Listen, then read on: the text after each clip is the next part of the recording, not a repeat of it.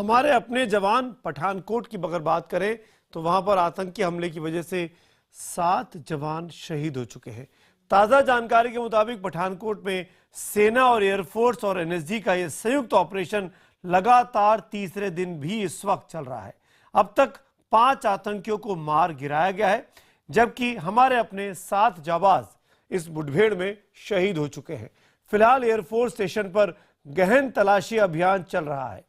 इस बीच आतंकी हमले पर सियासत तेज हो रही है। विपक्ष प्रधानमंत्री नरेंद्र मोदी की सरकार पर पाकिस्तान की नीति पर वो सवाल उठा रहा है। साथ ही केंद्रीय मंत्रियों की बयानबाजी ने भी सरकार को बैकफुट पर ला दिया है।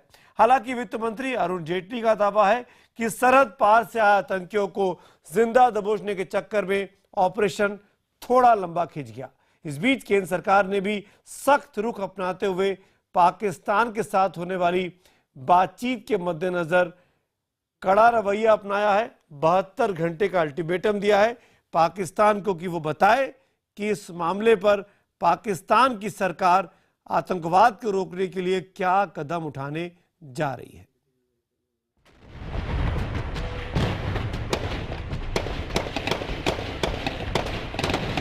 तड़ातड़ चलती गोलियां, धमाकों की गूंज और छावनी बना इलाका। इस खौफनाक मंजर ने पिछले 3 दिनों से पठानकोट को दहला रखा है। हिंदुस्तान की सरजमी पर आतंक के नुमाइंदों का ये कोई पहला हमला नहीं था, लेकिन जिस दौरान उनसे लोहा लेते जवानों के खून से धरती लाल हुई, उस वक्त भी नेता अपनी सियासी रोटियां सेकने से बाज नहीं आए। जवानों ने एक एक करके आतंकियों को ढेर भी किया, लेकिन ये मुठभेड़ कहीं न कहीं कई सवाल भी खड़े कर गई। 2 जनवरी रात करीब 3 बजे पठानकोट एयरफोर्स स्टेशन गोलियों की आवाज से गूंज उठा। जवानों को समझते देर न लगी कि एक आतंकी हमला था। फौरन वहां सेना के गरुड़ जवानों ने पोजीशन ले ली और जवाबी फायरिंग शुरू कर दी। मौके पर सेना के आला अफसरों ने कमान संभाली। आतंकियों से निपटने के लिए एनएसजी से लेकर एंटी टेररिस्ट स्क्वाड और एयरफोर्स के कमांडो ने भी मोर्चा संभाल लिया। देर शाम तक 4 आतंकी मारे गए। गोलीबारी शांत हो गई और सेना ने सर्च ऑपरेशन चालू कर दिया। इस बीच गृह मंत्री राजनाथ सिंह ने एक ट्वीट करते हुए ऑपरेशन खत्म होने की बात कही और साथ ही सेना के जवानों को बधाई भी दे डाली।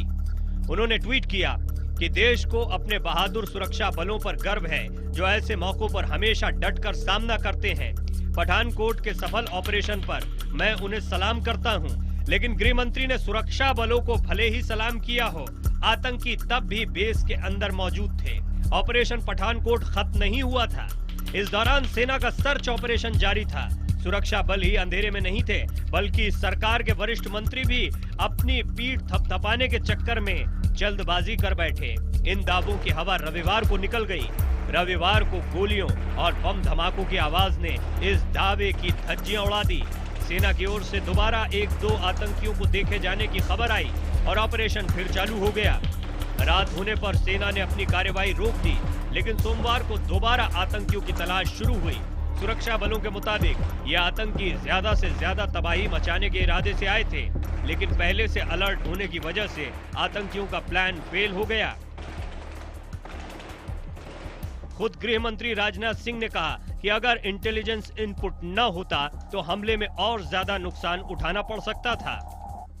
इंटेलिजेंस एजेंसीज और हमारी सिक्योरिटी फोर्सेस ने मुस्तैदी न बरती होती तो कहीं कोई बड़ी वारदात हो सकती थी। यह फोर्सेस की मुस्तैदी का ही परिणाम है कि हम इसे नियंत्रित करने में कामयाब रहे हैं। हालांकि इस बात से सवाल भी उठा कि जब आतंकी हमले का इनपुट पहले से ही था तो वक्त रहते उसे रोके जाने की क्या कोशिश की गई। एसपी की गाड़ी छीने जाने के बाद उनकी लोकेशन की थोड़ी बहुत जानकारी हो गई थी, फिर इसे क्या पहले मिले इनपुट से जोड़कर नहीं देखा गया? क्या ये सेना, आईबी और पुलिस में तालमेल की कमी को नहीं दिखाता? जो उस समय उस जगह पर हैं, चाहे एयरफोर्स के हों, वहाँ मिलिट्री बहुत ज़्यादा है, पूरा का पूरा कोर है वहाँ, उसके लोग हों या स्थानीय पुलिस हो, वो बेहतर जानते हैं किस चीज़ की क्या बात बतानी चाहिए और कभी कभी ऑपरेशन के बीच में क्या कमेंट करने चाहिए, नहीं करने चाहिए, वो उन पर छोड़ देना चाहिए। मेरे ख्याल से जल्दबाजी में और वाहवाही लूटने के चक्कर में गृह मंत्री ने अपना बयान दे दिया। 2 जनवरी को ही हमले के खत्म होने का ट्वीट करने और 3 को हमले के जारी होने की बात कहना विपक्ष के दावे को मजबूत करता है।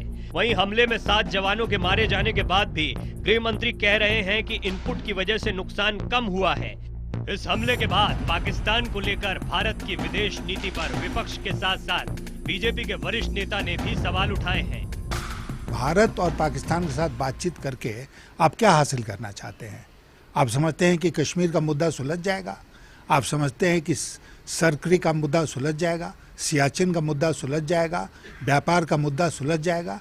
कोई भी अगर ये सोचता है तो गलत सोचता है। नवाज शरीफ साहब के पल्ले पाकिस्तान में कुछ है ही नहीं, और पाकिस्तान के जो असली हुक्मरान हैं वो भारत से कतई शांति नहीं चाहते। तो प्रधानमंत्री जी, आप प्रतीक्षा किस बात की कर रहे हैं? क्या एक और आतंकी हमले की प्रतीक्षा कर रहे हैं? पठानकोट हमले पर केंद्र की किरकिरी होते देख अपनी सरकार के बचाव में उतरे वित्त मंत्री अरुण जेटली ने कहा कि सुरक्षा बल एयरफोर्स स्टेशन में घुसे आतंकियों को जिंदा पकड़ना चाहते थे, इसीलिए ऑपरेशन लंबा खिंचा। इनको जीवित पकड़ दे या इनको लिक्विडेट कर दे और ये डैमेज ना कर पाए। इन तीनों उद्देश्यों में सिक्योरिटी फोर्सेस पूर्ण रूप से सफल हुई है। हालांकि पीएम मोदी ने रक्षा मंत्री, एनएसए और विदेश मंत्री के साथ सोमवार को बैठक की।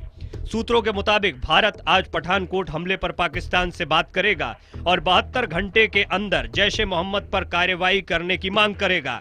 पाकिस्तान को यह संदेश भी दिया जाएगा कि आतंकी संगठनों पर कार्रवाई के बिना संवाद कायम नहीं रह सकता। दिल्ली से प्रणय उपाध्याय के साथ पठानकोट से पवन शर्मा और अमित चौधरी, IBN 7।